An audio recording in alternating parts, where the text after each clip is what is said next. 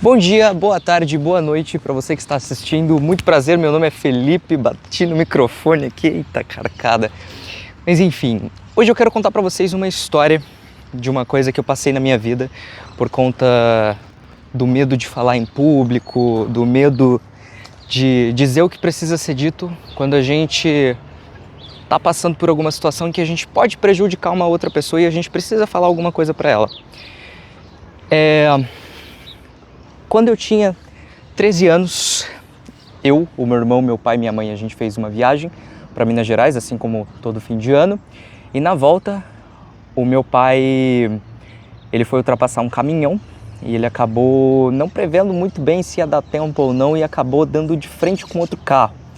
Com isso, foi embora ele e a minha mãe e alguns dias depois a minha avó materna também, porque o cinto acabou cortando os órgãos dela na parte de dentro, pelo que eu entendi, e ela acabou sofrendo uma hemorragia interna que os médicos não viram e por isso ela acabou batendo as botas alguns dias depois.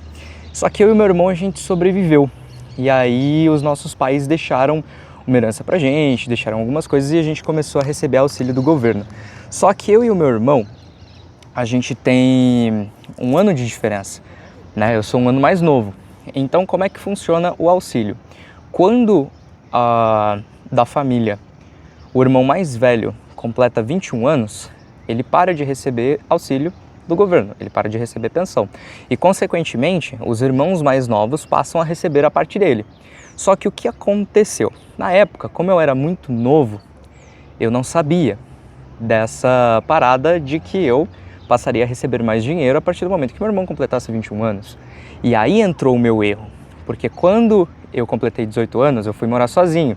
E, consequentemente, se você mora sozinho, você sabe que os nossos gastos eles são mais altos, porque a gente não divide aluguel, a gente tem gastos que poderiam ser compartilhados, né? O aluguel, principalmente, é a coisa que acaba saindo mais caro se você mora de aluguel ou se você paga as parcelas da casa que você comprou, né? Dependendo das suas condições, você sabe que tem um certo preço aí que poderia ser dividido.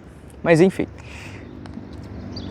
Quando eu estava com 19 anos, o meu irmão ele estava para completar 21 e aí eu comecei a correr atrás essas informações, na verdade, começaram a chegar para mim, né, de como é que funcionava a questão da pensão, a questão do auxílio do governo. E aí eu fui comentar com meu irmão que eu estava pensando em não compartilhar mais pensão com ele até os meus 21 anos, sendo que tinha sido acordado pela minha família e junto comigo que a gente ia estar dividindo a pensão até os meus 21 anos, igualmente, independente de lei ou não. Só que eu não era muito a favor dessa divisão entre a gente, até porque, por lei, se o dinheiro é meu, tem que ficar comigo e não com ele. Só que eu não falei isso pra ele, eu fiquei quieto e eu fui correr atrás de informações. Então eu comentei com amigos, eu corri atrás de um advogado e aí eu cheguei à seguinte conclusão: poxa, é isso mesmo, ele para de receber pensão quando ele completa 21 anos, então assim será. Fui lá e avisei para ele um tempo depois, pouco antes dele completar 21 anos, faltavam 2 meses para ele completar 21 anos, eu informei ele que eu não ia mais dividir pensão com ele. E aí ele começou a se programar, né? Poxa, ele vai ter que dar um jeito. Claro, ele ficou chateado, acredito que tenha sido um choque. Para mim também seria, né? Ainda mais sendo informado com 2 meses aí faltando para eu poder me programar, e praticamente do que eu sabia era a única fonte de renda dele. Só que na época eu morava sozinho e ele morava com a minha avó. O que eu sabia era que ele pagava R$500 para ajudar a minha avó nas contas de casa e de resto não tinha mais gastos. Do que eu sabia, ele namorava, eu também, mas quando eu morava com o meu ex, a gente dividia as contas. Eu acredito que o meu irmão, por conta de morar com a minha avó, não dividia as contas com a mulher dele. Então, pra mim, ele estava tendo uma vida muito mais tranquila do que eu.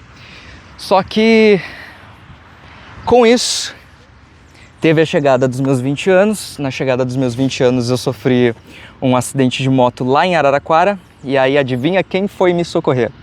Exatamente, o meu irmão foi me socorrer. De todas as pessoas que poderiam ter me socorrido na época, eu morava em Limeira, né? A minha família toda do meu pai mora em Limeira também, parte da família da minha mãe também mora em Limeira. O meu irmão foi a pessoa que foi me socorrer. Eu fiquei incrédulo com isso. Eu falei, cara, de todas as pessoas que poderiam ter vindo me socorrer, o meu irmão, justo o meu irmão veio me socorrer. Olha que coisa. Só que aí no hospital eu tava meio baqueado, porque o acidente foi um rapaz, tava a 100 km por hora na pista, e aí um rapaz saiu do acostamento e jogou o carro para fazer um retorno na onde não podia, porque era faixa dupla contínua. Isso é não vou saber dizer se é um crime de trânsito ou se é uma infração de trânsito. Pelo que me disseram, é um crime de trânsito, não pode fazer, a pessoa pode ir presa, porque, ela podia ter tirado uma vida, né? Dei na lateral do cara e fui com Deus. E ali, eu dei umas 4 quicadas no chão, parei, falei, nossa, meu amigo, o que você fez? O cara chegou perguntando se eu tava bem, eu falei, cara, você não pode fazer uma coisa dessa, você tira uma vida, você tem que ter prudência na hora de dirigir, meu irmão. E aí o cara, nossa, meu Deus, olha o que aconteceu. Eu pedi umas 2 vezes pro cara chamar uma ambulância, o cara travou, meu irmão. E aí chegaram pessoas do Instituto Xamânico que eu frequento, né, lá em Araraquara, que é o Om Mani Padme Hum. O nome do instituto, na verdade, do espaço chama Monte Líbano. E o pessoal de lá veio me socorrer, porque eu mandei mensagem no grupo, perguntei se alguém conseguia me atender, e eu não conseguia mexer, já que eu não conseguia mexer no celular, né, o meu punho direito tinha quebrado, não estava conseguindo ter os movimentos, então não conseguia mandar mensagem, pedir para me ligarem. O pessoal acabou, como estava prestes a dar iniciação na cerimônia, o pessoal estava chegando. E aí eu estava chegando, estava muito pertinho do instituto. Então o pessoal de lá acabou me acolhendo, eu fui pro hospital, né? Com isso a polícia veio me entrevistar, perguntou o que tinha acontecido, eu expliquei a minha história, que o cara que tinha errado, ele tinha jogado o carro na minha frente. Enfim, e aí o meu irmão, ele veio me socorrer quando a minha família ficou sabendo. A minha tia Renata foi a primeira pessoa para quem eu falei, e aí o meu irmão, ele veio me socorrer. Com isso a gente saiu de lá, era umas 2 horas da manhã mais ou menos. Eu cheguei em Limeira, fui ficar na casa da minha avó Geralda, minha avó paterna, a que sobreviveu, a que tá viva ainda até hoje, na verdade, né? Dona Geralda, ai, Dona Geralda.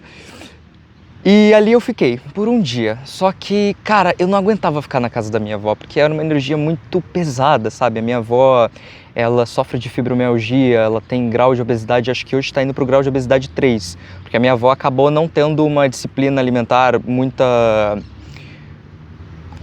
uma educação alimentar para cuidar da alimentação dela, então ela acabou engordando bastante. Ela era aquele tipo de vó que, fazia uma comida do caralho, fazia o franguinho da minha avó com coentro verde, puta merda, era muito bom. Mas a minha avó, ela vivia fazendo doce, vivia comendo doce, vivia reclamando de dor. Então, ela podia dar um jeito nas dores dela, deixando de comer um pouco, deixando de comer tanto doce, cuidando um pouco mais da alimentação dela, porque se ela tinha condição para estar daquele tamanho, ela podia estar comendo coisa melhor, cara. E se você tá grande, não espera a saúde bater na porta não, começa a cuidar. Vai por mim. Enfim, passei um dia na casa da minha avó depois de quebrar o punho e fui para minha casa. Só que nesse meio, o que aconteceu? Quando meu irmão foi, voltando à história da pensão, né? Quando meu irmão, ele foi me socorrer no hospital, eu tava com o coração tão aberto, mas tão aberto, porque eu tava tão agradecido por ter sobrevivido àquele acidente, que eu virei e eu fui reconhecer a atitude do meu irmão dele ter ido me buscar, né, saído de Limeira para me buscar. E eu comentei com ele se até o final de 2024, se eu dividisse a pensão com ele, estava tudo certo. Só que no fundo, eu não estava disposto a fazer aquilo, porque eu já tinha planos, eu queria investir mais a fundo em estudos e tal, e para mim o financeiro naquela época estava meio apertado. Então eu acabei falando isso, mas eu falei da boca para fora, eu não falei de coração, eu não falei realmente querendo ajudar. Com isso, passou-se um tempo, um mês e pouco depois disso, do meu irmão ter ido me buscar, que eu já tinha pegado, já tinha tirado gesso, já tinha comprado uma moto nova, né, que é a que eu tenho atualmente. Estamos em mês 11 de 2025. O que aconteceu? Eu cheguei no meu irmão e eu falei, viu? Eu tinha tomado a decisão de que eu realmente não ia mais dividir a pensão com ele. Só que eu podia ter falado isso pra ele antes, eu podia nem ter falado pra ele de dividir a pensão até o final de 2024. Porque daí ele já tinha feito todo um planejamento de vida, ele estava contando com aquela pensão que eu ia estar dividindo com ele. Então, olha o impacto que eu causei na vida do meu irmão só por não ter sido sincero e não ter falado o que eu precisava ter falado. Porque eu não estava disposto a repartir aquele dinheiro com ele, já que na minha cabeça, o que acontecia? Eu estava alugando um irmão.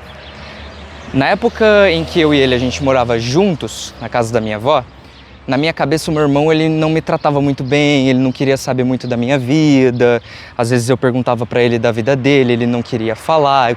Sempre quis saber, ele tinha ou tem problema no joelho, jogava vôlei na época e namorava. Só que os rolês dele eram totalmente diferentes do que o meu tipo de rolê. Eu sempre gostei muito de ir pra cachoeira, sempre gostei muito de fazer leitura, de estudar, de praticar yoga, de fazer algumas coisas diferentes, que não é a grande maioria das pessoas que faz.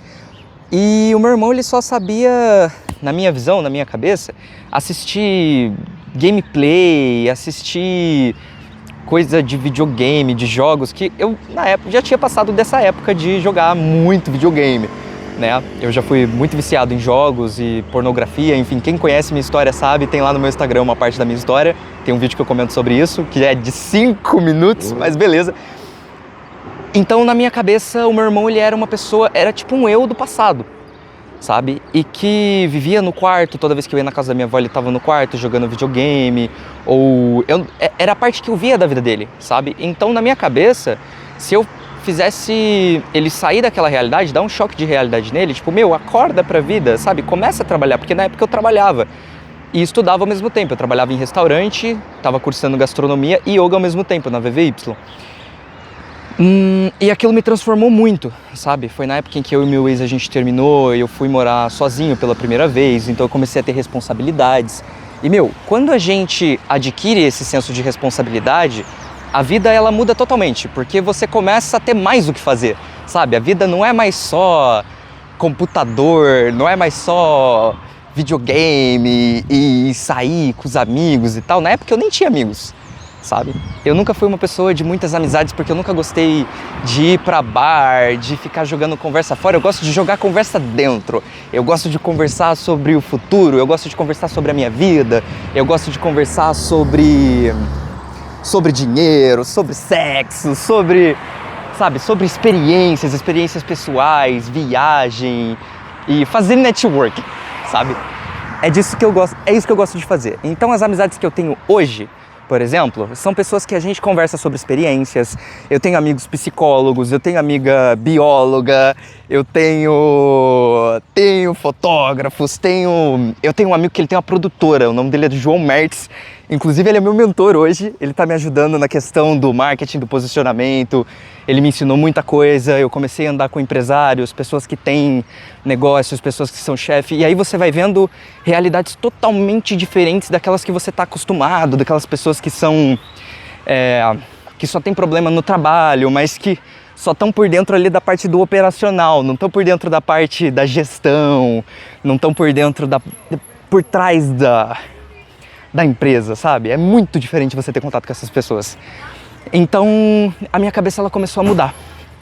E aí eu comecei a entender que quando a gente precisa falar alguma coisa pra alguém, o quanto antes a gente falar, melhor. Porque às vezes, aquilo que a gente tem pra falar, a decisão que a gente tem pra tomar, se ela vai impactar na vida de outra pessoa e a gente fala hoje, a gente fala agora, a pessoa ela vai ter mais tempo pra ela pensar, mais tempo pra ela se prevenir do dano que a nossa palavra pode causar na vida dela.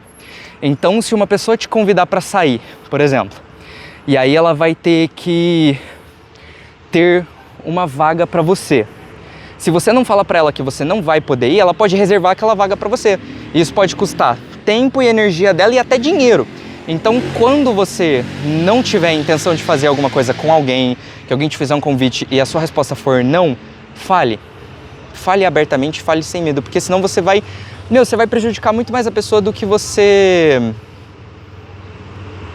prejudicaria se você... Nossa, me perdi. Você vai permitir com que a pessoa consiga se prevenir aos danos das suas decisões, se você deixar claro logo no início. Isso conta para relacionamento também, tá? Gente, um beijão para vocês. Muito obrigado a você que ficou até aqui. Não esquece de se inscrever para mais conteúdos como esse, reflexões, e é isso. Um abraço.